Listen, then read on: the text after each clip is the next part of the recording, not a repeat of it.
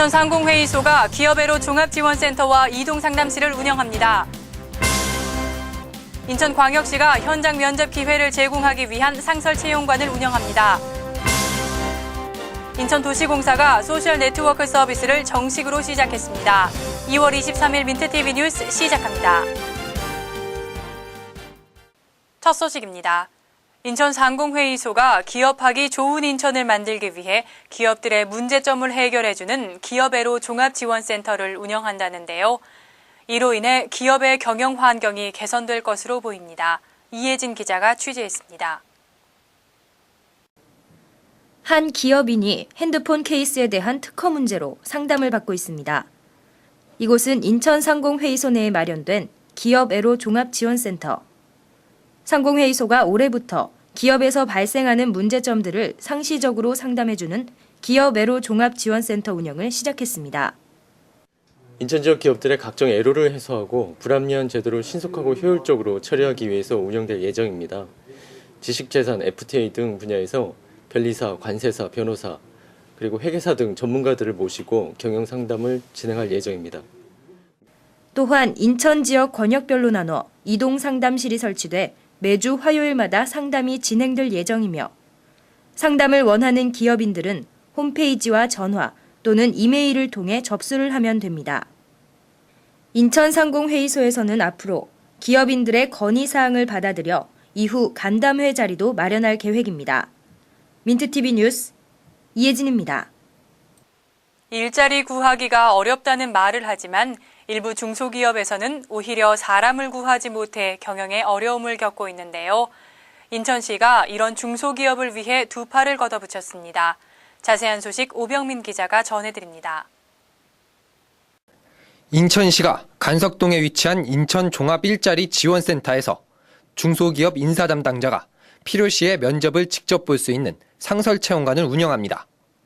지난 21일 처음 진행된 상설채용관에는 세계기업 인사 담당자가 7개 직종에 22명을 채용할 목적으로 면접이 진행됐습니다. 중소기업의 경우 그 직원이 필요할 때 제때 그 인력을 구하지 못해가지고 생산에 차질을 빚는 그런 어려움이 있었습니다. 그래서 이번 기회에 상설채용관을 운영을 해서 수시로 상설채용관은 매월 둘째 주 화요일 오후 2시에 운영될 예정입니다. 더불어 구인이 시급한 기업을 위해서는 탄력 운영제도 병행할 방침입니다.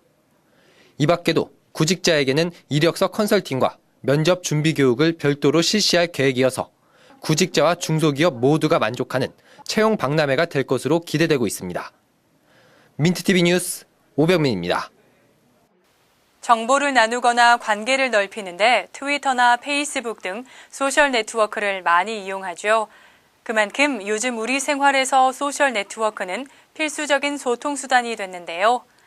이제 인천도시공사도 정식으로 소셜 네트워크 서비스를 시작했다고 합니다. 인천도시공사가 소셜 네트워크 서비스를 통해 고객들과 한층 더 가까워졌습니다. 도시공사는 온라인 커뮤니케이션 공간을 활용해 트위터와 페이스북을 정식으로 열고 고객들과의 적극적인 소통에 나섰습니다.